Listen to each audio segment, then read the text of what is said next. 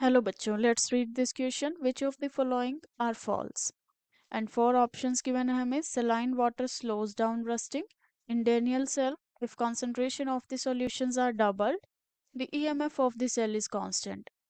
And third, EMF of a cell is an intensive quantity, whereas free energy change delta G is extensive. Fourth says galvanized iron sheets remain protected from rusting even if a crack is developed. So let us see इस question का की concept क्या रहेगा. As the option suggest, Daniell cell के बारे में बात की गई है, डेल्टा जी के बारे में, that is free energy, EMF of the cell and galvanization के. So these are the following terms of the electrochemistry. Hence जो हमारे पास की कॉन्सेप्ट हो जाएगा of this question is terms of electrochemistry.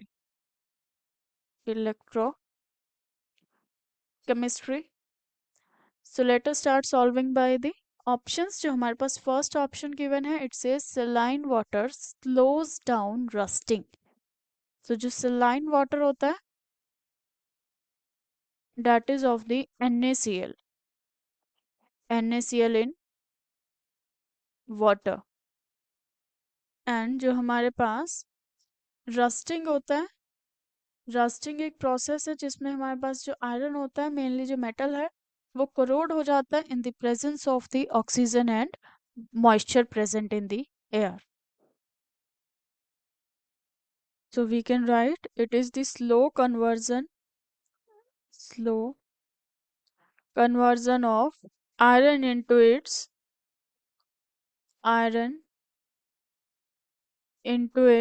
hydrated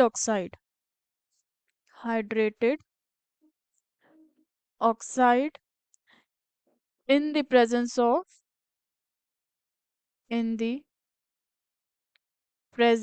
of moisture and oxygen.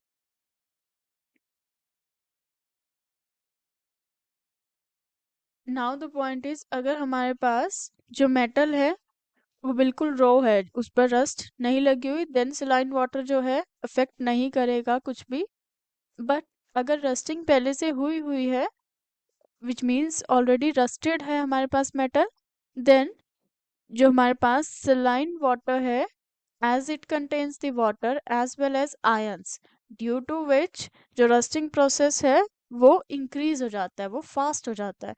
सो जो हमारे पास first statement given है, it से slow down the rusting, this is wrong statement. The second statement says in Daniell cell, if concentration of the solutions are doubled, the EMF of the cell is constant. तो जो हमारे पास EMF होगी cell की, वो constant रहेगी. So let us सी Daniell cell कौन सा होता है. जो हमारे पास Daniell cell है, that converts the chemical energy into the electrical energy. Daniell cell chemical energy को इलेक्ट्रिकल एनर्जी में कन्वर्ट करता है, electrical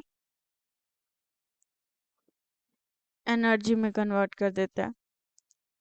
and for this we can understand कि हमारे पास दो बीकर हैं and we have taken the electrodes, cathode and anode electrode लिया है.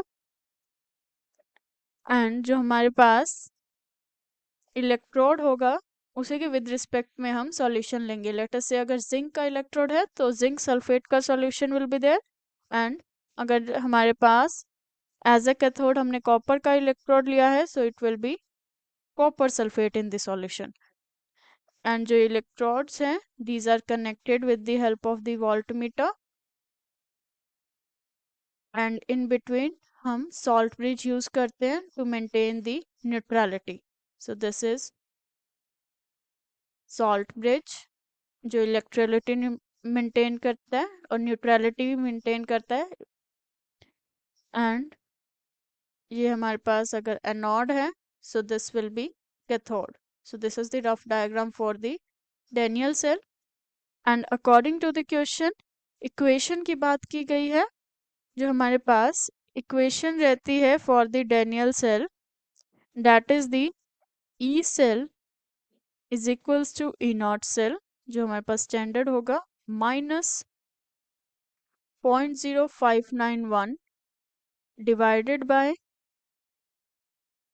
n and log of concentration of the, हमारे पास जो कैथोड का होगा, divided by the anode.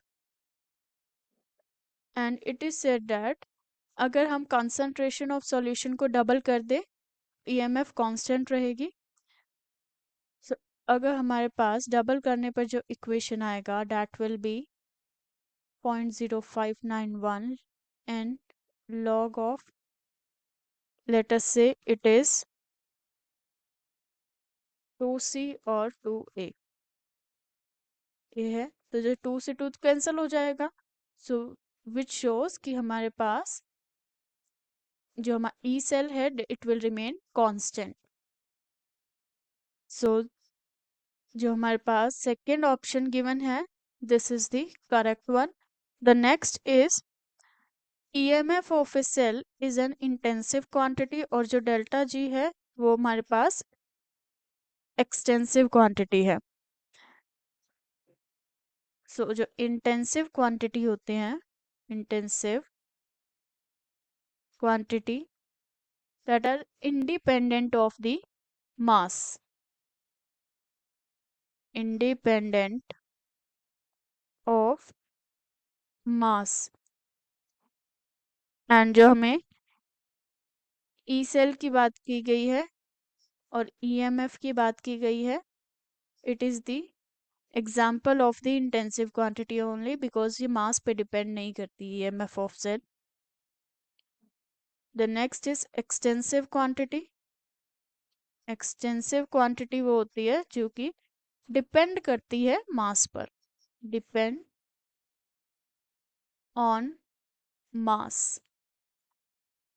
And जो हमारे पास डेल्टा जी है, change in free energy, it is the correct example of the extensive quantity because जो delta G है it depends on the mass.